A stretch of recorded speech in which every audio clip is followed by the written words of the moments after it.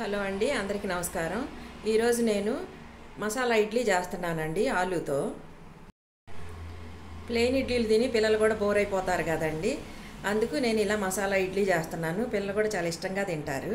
చాలా సింపుల్గా చేస్తానండి.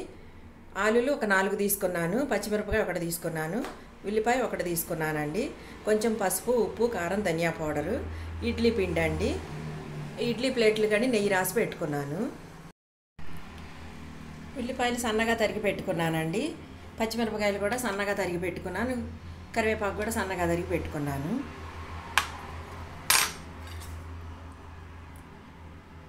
ఇప్పుడు వీటిని మెత్తగా చేసుకుందామండి.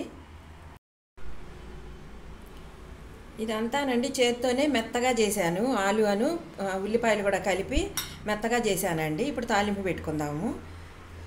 చూడండి, నేను ఒక 1/2 స్పూన్ ఆయిల్ తీసుకున్నాను. కొద్దిగా ఆవాలు, జీలకర్ర వేసానండి. అల్లం వెల్లుల్లి పేస్ట్ కూడా కలిపేసుకున్నాం దీనిలోని. అల్లం వెల్లుల్లి పేస్ట్ అంటే పచ్చివాసన పోయే వరకు ఫ్రై చేసుకోవాలి. పచ్చిమిరపకాయలు, కరివేపాకు కూడా వేయిస్తున్నానండి. దీనిలోనే కారం, ధనియా పౌడర్, ఉప్పు, పసుపు వేసేస్తున్నాను.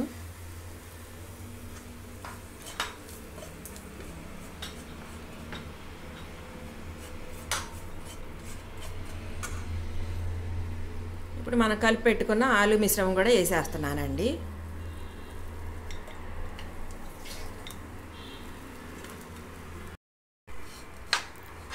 ఈ మసాలాలు మొత్తం ఆలుకు పట్టేటట్టు తిప్పుకోవాలండి ఒక 2 నిమిషాలు. ఆ తర్వాత చల్లబడిపోయిన తర్వాత మనం ఇడ్లీలో పెట్టుకొని చేసుకుందాం ఈ మిశ్రమాన్ని. ఇలా ఫ్రై చేసి పెట్టుకున్నాం కదండి ఆలు మసాలా, దీనితోనే ఈ ఒక్కదానితోనే ఎన్నో రకాలు చేసుకోవచ్చండి. ఆలు సమోసా చేసుకోవచ్చు, ఆలు దోశ చేసుకోవచ్చు అండి, మసాలా దోశ చేసుకోవచ్చు, మళ్ళీ ఆలు పరోటా కూడా దీంతోనే చేసుకోవచ్చండి, ఆలు టిక్కా కూడా చేసుకోవచ్చు.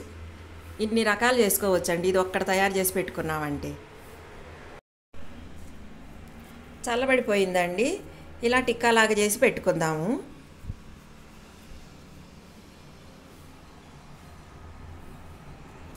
అన్నీ ఇలాగే చేసి పెట్టుకుందామండి.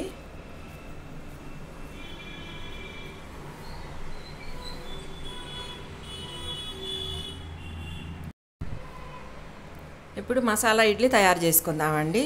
ఫస్ట్ కొద్దిగా ఇలా ఇడ్లీ పిండి పోసుకోండి. దీనిలో ఒకటి ఇలా పెట్టేసుకొని దానిపైన మళ్ళీ కొద్దిగా ఇలా ఇడ్లీ పిండి వేసుకోండి. కొంచెమే వేసుకోండి, కొంచెం అది కవర్ చేసుకునే వరకు. అంతేనండి, ఇక అన్ని ఇడ్లీలు కూడా ఇలాగే చేసుకుందాము.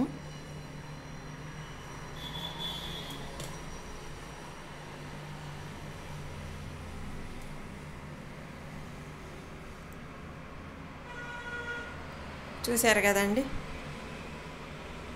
అన్ని ఇడ్లీలు ఇలాగా చేసేసుకుందాం.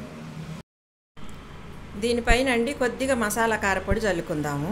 కొంచెమేనండి, ఇది కారం ఉండదు, ఏముండదు, కానీ రుచి చాలా బాగుంటుందండి.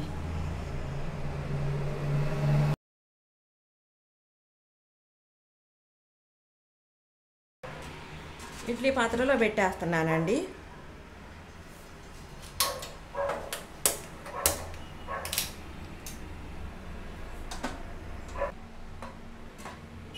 చూడండి, చేతికి కూడా ఏం అంటటం లేదు, అయిపోయిందండి.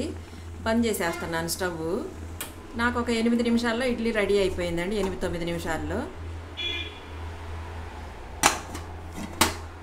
బంద్ చేసిన తర్వాత అండి ఒక 5-6 నిమిషాలు ఉంచిన తర్వాత అప్పుడు ఇడ్లీలో ఒక ప్లేట్లో తీసుకుందాము.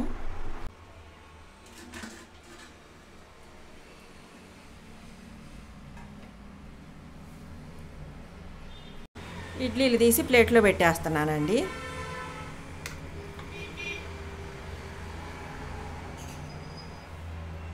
చూడండి, ఇలా కట్ చేసినా కూడా మసాలా చూడండి ఎంత మంచిగా వచ్చిందో. Stuffed idli ready. కొంతమంది పిల్లలండి మసాలా ఇడ్లీ ఇష్టపడకపోతే ఇలా ప్లెయిన్గానైనా చేసి పెట్టేసుకోవచ్చు. మేమైతే ఈరోజు పప్పుచారుతో కారపొడితో తింటున్నామండి.